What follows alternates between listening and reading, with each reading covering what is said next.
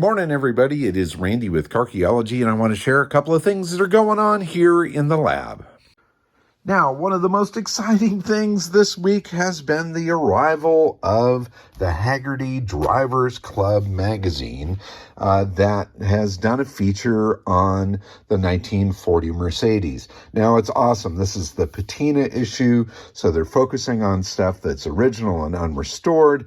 And in here amongst the pages towards the back, let me see if I can thumb to it. There it is. It is right here. The Benz from the barn. Absolutely insane article. I'm so thrilled with the way that this came out. Not only is the photography amazing, their spread, the story, the way Aaron Robinson wrote it. I mean, all of it really captures the holy crap part of having this car in my life.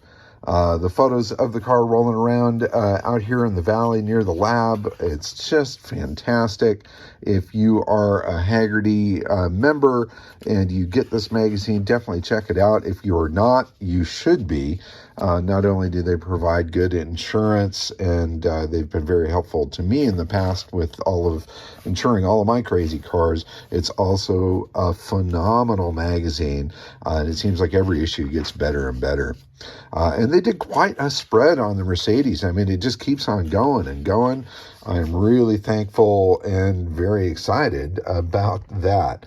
I wish I could share the whole article with you here in video form. I suppose I could just hold the phone over the letters and let you read it, but heck, go find one of these magazines. If you don't receive the magazine, find somebody that does and check it out. The whole thing is full of some really amazing stuff, some cool articles on cars that are less than perfect but are oozing in soul, and I love it. So thank you, Hagerty, for doing that on the 1940 Mercedes. Absolutely made my day when I opened this up, got to see that article. My face hurt from smiling as wide as it did. Now, off here into the lab, what am I working on? I am working on polishing and cleaning up the correct wheels for the CRX2. So this is one that I've sort of sanded down and polished a bit.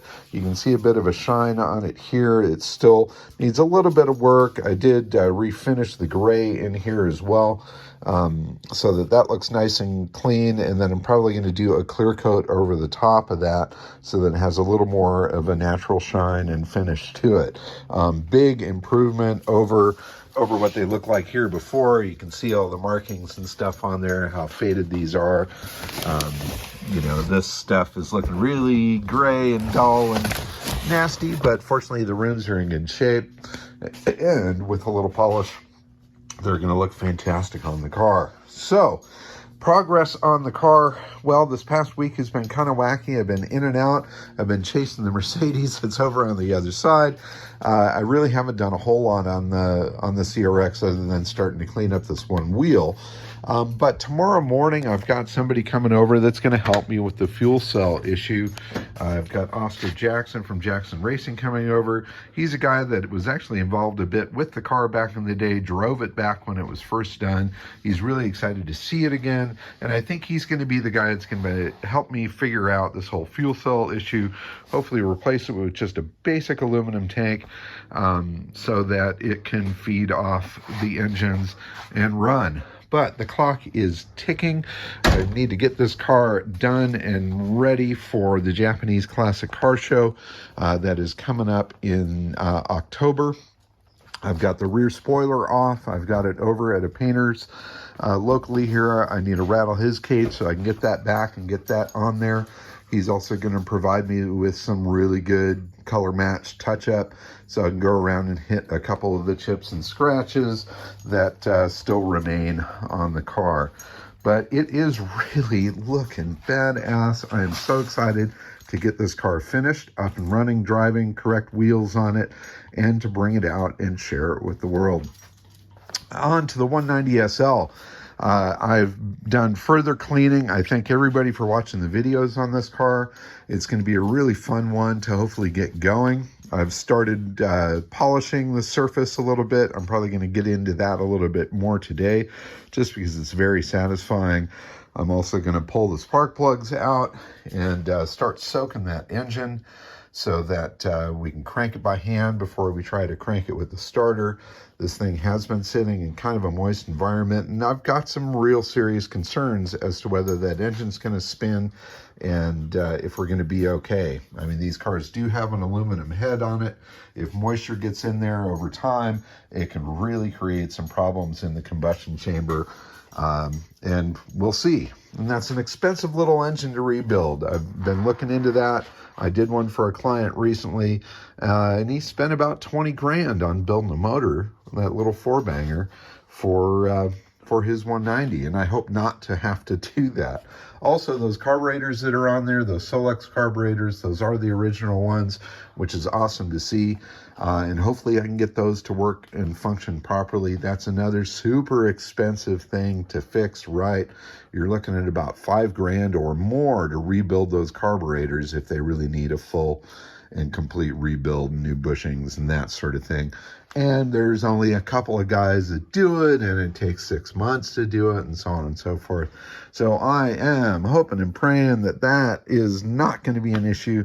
I really want to get this little car up and running and driving, and just kind of leave that patina the way that it is. So Astrid here, the Wonder Dog, is waiting for her ride in that Mercedes, and I hope to give it to her soon.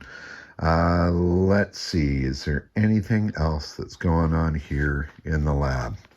Oh, the only other thing that's happening right now is I believe that the Brubaker box is going to be going onto the showroom or onto the main floor of the Peterson Museum. I definitely urge you to go check that out. If I get a full report and some photos of it being there, I think I'm going to try to get together a little reunion of anybody that was involved with the build of that car. We can go down there to the museum and actually see our work, the Brubaker box, there at the Peterson. In any case, that's about it. So work in the lab continues. I thank everybody for watching and subscribing. The channel has been receiving a lot more views lately, which is really super exciting.